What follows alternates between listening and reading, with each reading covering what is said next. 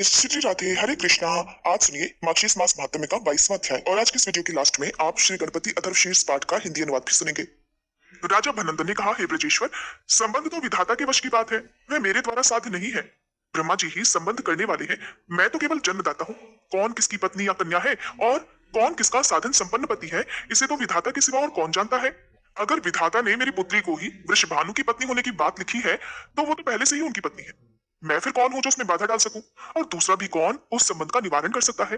नारद ऐसा कहकर राजेंद्र भनंदन ने विनय से सिर झुकाया, नंदराय जी को आदर पूर्वक मिष्ठान भोजन कराया। फिर राजा की अनुमति लेकर ब्रजराज ब्रज को लौट गए। जाकर उन्होंने सुरभानु की सभा में सारी बात बताई। सुरभानु ने भी यत्नपूर्वक नंद जी और गर्ग जी के सहयोग से सादर इस संबंध को जोड़ा। विवाह काल में महाराज भनंदन ने गजरत्न, अश्वरत्न, अन्य रत्न और मणियों के आभूषण आदि बहुत सारा दान भी भेंट स्वरूप दिया। वृषभानु कलावती को पाकर बड़ी प्रसन्नता के साथ निर्जन और रमणीय स्थान में उनके साथ विहार करने लगी। कलावती एक पल का भी विरह होने पर स्वामी के बिना व्याकुल हो उठती थी, और वृषभानु भी एक क्षण के लिए भी कलावती से दूर होने पर बेचैन हो जाया करते थे। वह राजकन्या पूर्व जन्म की बातों को याद रखने वाली देवी थी, माया से मनुष्य रूप में प्रकट हुई थी। वृषभानु भी श्रीहरि के अंश और जाति स्मृत थी और कलावती को पाकर बड़े प्रसन्न थे। उन दोनों का प्रेम प्रतिदिन नया नया होकर बढ़ने लगा। लीलावश पूर्व काल में सुदामा के शाप और श्री कृष्ण की आज्ञा से श्री कृष्ण प्राणाधिका सती राधिका उन दोनों की अयोनिजा पुत्री हुई। उसके दर्शन मात्र से ही वे दोनों दंपत्ति भाव बंधन से मुक्त हो गए। हे नारद, इस प्रकार इतिहास कहा गया। जिसका प्रकरण चल रहा है वह प्रसंग भी सुनो। उक्त इतिहास पाप रूपी ईंधन को जलाने के लिए प्रज्वलित अग्नि की शिखा के समान है। शिल्प शिरोमणि विश्वकर्मा वृषभानु के आश्रम पर जाकर वहां से अपने सेवक गण के साथ दूसरे स्थान पर चले गए थे। उन्होंने मन ही मन एक कोस लंबे चौड़े एक मनोहर स्थान का विचार करके वहां महात्मा नंद के लिए आश्रम बनाना आरंभ कर दिया। बुद्धि से अनुमान करके उनके लिए सबसे विलक्षण भवन बनाया। वह श्रेष्ठ भवन 4 गहरी खाइयों से घिरा हुआ था। शत्रुओं के लिए उसे लांघना बहुत कठिन था। उन चारों खाइयों में पत्थर जुड़े हुए थे। उन खाइयों के दोनों किनारों पर फूलों के बगीचे थे, जिनके कारण वे पुष्पों से सजी हुई जान पड़ती थी। नंद भवन का सुंदर तरीके से निर्माण करके विश्वकर्मा जी नगर में घूमने लगे। उन्होंने तरह तरह के मनोहर राजमार्ग वहां बनाए। रक्त भानु मणि की बनी हुई वेदियों और सुंदर पत्तनों से वे मार्ग सुशोभित होते थे। उन्हें आर पार दोनों ओर से बांधकर पक्का बनाया गया था, जिससे वे बड़े मनोहर लगते थे। राजमार्ग के दोनों ओर मणिमय मंडप बने हुए थे, जो कि वैश्यों के वाणिज्य व्यवसाय के उपयोग में आने लायक थे। फिर वृंदावन में जाकर विश्वकर्मा जी ने सुंदर गोलाकार और मणिमय परकोटों से युक्त रास मंडल का निर्माण किया, जो सब ओर से एक एक योजन बड़ा था। उसमें जगह जगह पर मणिमय वेदिकाएं बनी हुई थी। मणिसार रचित 9 करोड़ मंडप उस रास मंडल की शोभा बढ़ाते थे। वे श्रृंगार के लायक चित्रों से सुसज्जित और शैयाओं से संपन्न थे। तरह तरह के फूलों की सुगंध लेकर बहती हुई वायु उन मंडपों को सुगंधित करती थी। उनमें रत्नमय दीप जला करते थे। स्वर्णमय कलश उनकी उज्ज्वलता को बढ़ा रहे थे। पुष्पों से भरे हुए बगीचों और सरोवरों से सुशोभित रास स्थल का निर्माण करके विश्वकर्मा जी दूसरे स्थान को गए। वे उस रमणीय वृंदावन को देखकर बहुत संतुष्ट हुए। वन के भीतर जगह जगह एकांत स्थान में मन बुद्धि से विचार और निश्चय करने के बाद उन्होंने वहां 30 रमणीय और विलक्षण वनों का निर्माण किया, और वे केवल श्री राधा माधव की ही क्रीड़ा के लिए बनाए गए थे।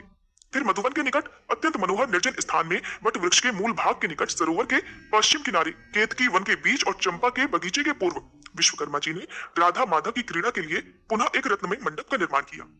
वह रत्न मंडप गोलाकार बना हुआ था। उसके भीतर रत्न निर्मित शैयाएं बिछी हुई थी, जिनसे उस उत्तम भवन के भीतरी भाग की बड़ी शोभा हो रही थी। उक्त शैयाओं पर अग्निशुद्ध दिव्य वस्त्र बिछे हुए थे। मालाओं के समूह से सुसज्जित होकर वे बड़े सुंदर लग रहे थे। पारिजात के फूलों की मालाओं के बने हुए तकिए उन पर यथा स्थान रखे गए थे। चंदन, अगरू, कस्तूरी और कुमकुम से वह सारा भवन सुवासित हो रहा था। नए श्रृंगार के योग्य और पारस्परिक प्रेम की वृद्धि करने वाले कपूर युक्त तांबूल के बीड़े अत्यंत रत्नमय पात्रों में सजाकर रखे गए थे। उस भवन में रत्नों की बहुत सी चौकियां रखी थी, जिनमें हीरे मोती जड़े हुए थे। मोतियों की झालरें लटक रही थी। रत्नमय चित्रों से चित्रित अनेक रत्न सिंहासन उस मंडप की शोभा बढ़ाते थे। जिसके लिए जो भवन बने थे उन पर उनके नाम उन्होंने प्रसन्नता पूर्वक लिख दिए। इस कार्य में विश्वकर्मा जी के शिष्य और यक्षगण उनकी सहायता करते थे। मुने निद्रा के स्वामी श्याम सुंदर श्री कृष्ण उस समय निद्रा के वशीभूत थे। उनको नमस्कार करके विश्वकर्मा जी अपने घर को चले गए। परमेश्वर श्री कृष्ण की इच्छा से ही भूतल पर ऐसा आश्चर्यमय नगर निर्मित हुआ। इसी प्रकार मैंने श्रीहरि का सारा मंगलमय चरित्र कह सुनाया, जो सुखद और पापहारी है। अब तुम और क्या सुनना चाहते हो? नारद जी ने पूछा, भगवान, भारतवर्ष में इस कानन का नाम वृंदावन ही क्यों हुआ? इसकी संज्ञा क्या है? इसकी उत्पत्ति कैसे हुई? आप इस तत्व को भी समझाइए। श्री सूत जी कहते हैं, नारद जी का प्रश्न सुनकर नारायण ऋषि ने सानंद हंसकर सारा ही पुरातन तत्व कहना आरंभ कर दिया। भगवान नारायण बोले, नारद, पहले सतयुग की बात है। राजा केदार 7 द्वीपों के अधिपति थे। ये ब्राह्मण वे सदा सत्य धर्म में लीन रहते थे और अपनी पत्नियों और पुत्र पौत्र वर्ग के साथ सानंद जीवन बिताते थे। उन धार्मिक नरेश ने समस्त प्रजाओं का अपने पुत्र की तरह पालन किया। 100 यज्ञों का अनुष्ठान करके भी राजा केदार ने इंद्र का पद पाने की इच्छा कभी नहीं की। वे तरह तरह के पुण्य कर्म करके भी स्वयं उनका फल कभी नहीं चाहते थे। उनका सारा नित्य नैमित्तिक कर्म भगवान श्री कृष्ण की प्रीति के लिए ही हुआ करता था। केदार के समान राजाधिराज न तो कोई पहले हुआ है और न ही कभी होगा। उन्होंने अपनी त्रिभुवन मोहिनी पत्नी और राज्य की रक्षा का भार अपने पुत्रों पर सौंपकर जैगिषव्य मुनि के उद्देश्य से तपस्या के लिए वन को प्रस्थान किया। वे श्रीहरि के अनन्य भक्त थे, निरंतर उन्हीं के चरणों में लीन रहा करते थे। मुने भगवान का सुदर्शन चक्र राजा की रक्षा के लिए सदा उन्हीं के पास रहता था। वे मुनिश्रेष्ठ नरेश चिरकाल तक तपस्या करके अंत में गोलोक को चले गए। उन्हीं के नाम से केदार तीर्थ प्रसिद्ध हुआ। अवश्य ही आज भी वहां मरे हुए प्राणी को तत्काल ही मुक्ति मिल जाती है। उनकी कन्या का नाम वृंदा था, जो लक्ष्मी जी की अंश थी। उस कन्या ने योग शास्त्र में निपुण होने के कारण किसी को अपना पति नहीं बनाया। दुर्वासा जी ने उसे परम दुर्लभ श्री हरि का मंत्र दिया। वह घर छोड़कर तपस्या करने के लिए वन में चली गई। उसने 60,000 वर्षों तक निर्जन वन में कठिन तपस्या की। तब उसके सामने भक्त वत्सल भगवान श्री कृष्ण प्रकट हुए और उन्होंने बड़े प्रसन्न मुख से कहा, देवी तुम कोई वर मांगो। वह सुंदर विग्रह वाले शांत स्वरूप राधिका कांत को देखकर सहसा बोल उठी कि आप ही मेरे पति हो जाओ। तब उन्होंने तथास्तु कहकर उसकी प्रार्थना स्वीकार कर ली। वह कौतूहलवश श्री कृष्ण के साथ गोलोक में गई और वहां राधा जी के समान श्रेष्ठ सौभाग्यशालिनी गोपी हो गई। वृंदा ने जहां तप किया था उस स्थान का नाम वृंदावन हुआ, अथवा वृंदा ने जहां क्रीड़ा की थी इसीलिए वह स्थान वृंदावन कहलाया। हे वत्स, अब दूसरा पुण्यदायक इतिहास भी सुनो जिससे इस कानन का नाम वृंदावन पड़ा। वह प्रसंग मैं तुमसे कहता हूँ, ध्यान से सुनो। राजा कुशध्वज की 2 कन्याएं थीं। दोनों ही धर्मशास्त्र के ज्ञान में निपुण थीं। उनके नाम थे तुलसी और वेदवती। संसार चलाने का जो कार्य है उससे उन दोनों बहनों को वैराग्य था। उनमें से वेदवती ने तपस्या करके परम पुरुष नारायण जी को प्राप्त किया। वह जनक कन्या सीता जी के नाम से सर्वत्र विख्यात है। तुलसी जी ने तपस्या करके श्री हरि को पति के रूप में प्राप्त करने की इच्छा की, किंतु दैववश दुर्वासा जी के श्राप से उसने शंखचूर्ण को प्राप्त कर लिया। फिर परम मनोहर कमलाकांत भगवान नारायण उसे प्राण वल्लभ के रूप में प्राप्त हुए। भगवान श्री हरि के श्राप से देवेश्वरी तुलसी वृक्ष रूप में प्रकट हुई और तुलसी जी के श्राप से श्री हरि शालिग्राम शिला हो गए। उस शिला के वक्ष स्थल पर उस अवस्था में भी सुंदरी तुलसी निरंतर स्थित रहने लगी। मुने, तुलसी का सारा चरित्र तुमसे विस्तार पूर्वक कहा जा चुका है, इसलिए यहाँ प्रसंगवश पुनः उसकी कुछ चर्चा की गई। हे तपोधन, उस तुलसी की तपस्या का एक ये भी स्थान है, इसलिए इसे मनीषी पुरुष वृंदावन कहते हैं।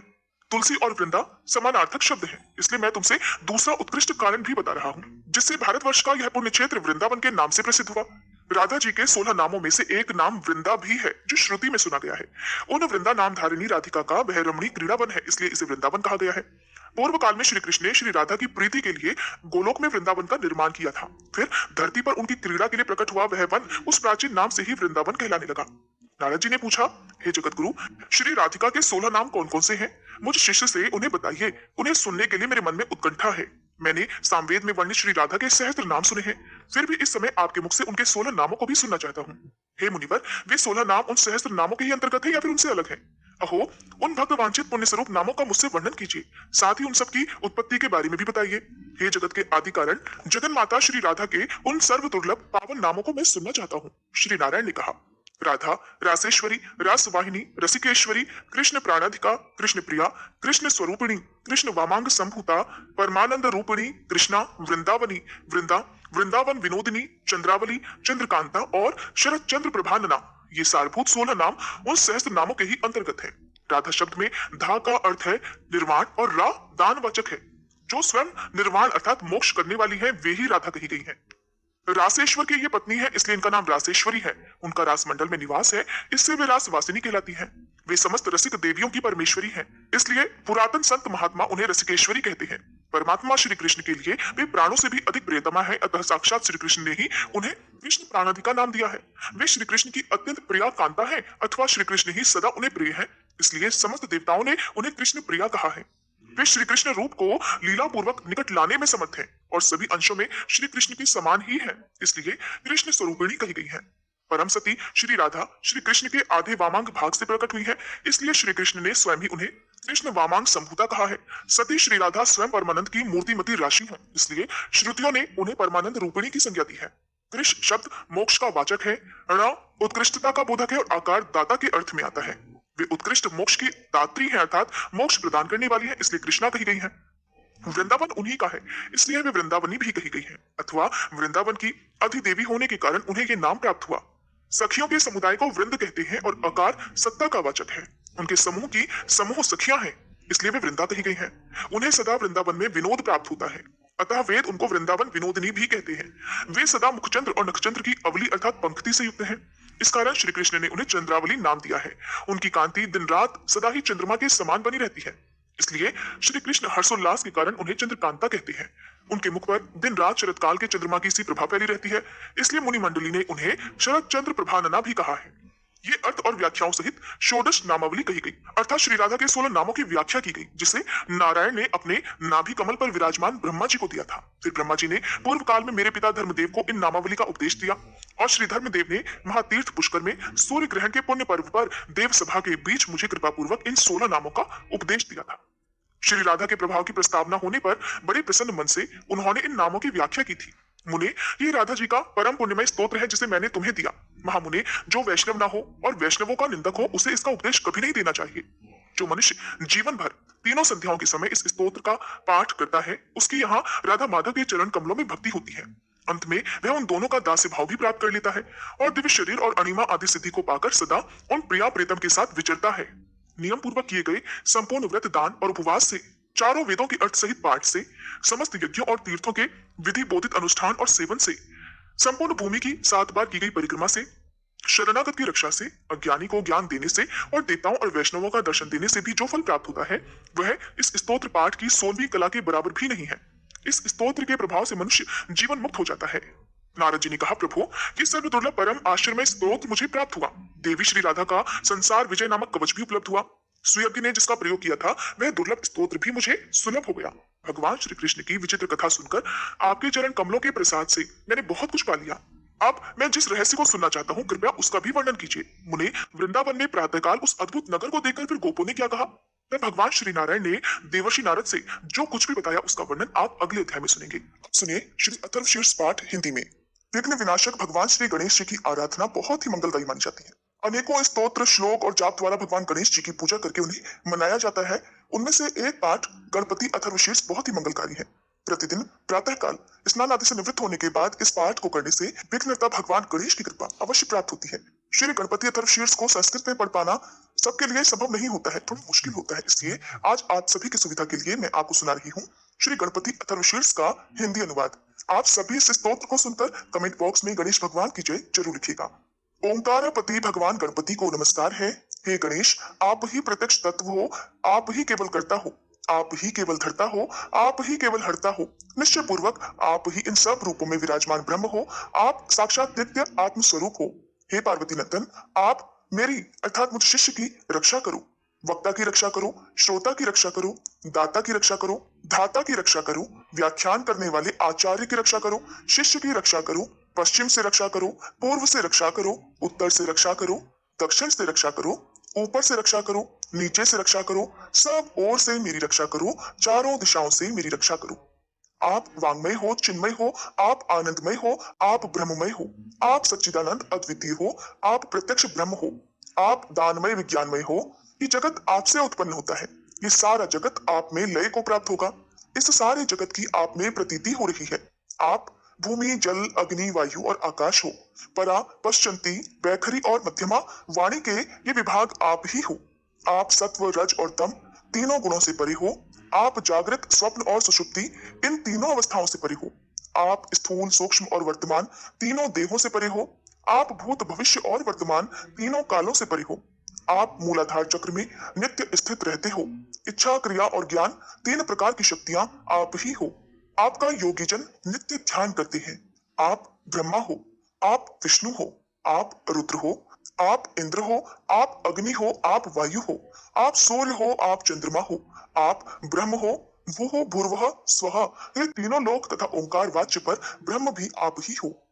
गण के आदि अर्थात क कर पहले उच्चारण करें, उसके बाद वर्णों के आदि अर्थात अ उच्चारण करें, उसके बाद अनुस्वार उच्चारित होता है। इस प्रकार अर्धचंद्र से सुशोभित गंग ओंकार से अवरुद्ध होने पर आपके बीज मंत्र का स्वरूप ओम गंग है।